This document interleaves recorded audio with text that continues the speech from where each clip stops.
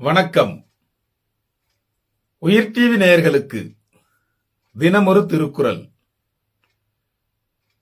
நீத்தார் பெருமை.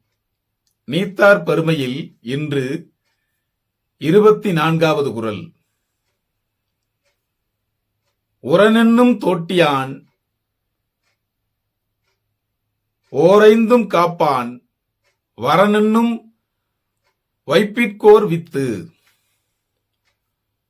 உரனென்னும் தோட்டியான் ஓரைந்தும் காப்பான் வரனென்னும் வைப்பிற்கோர் வித்து.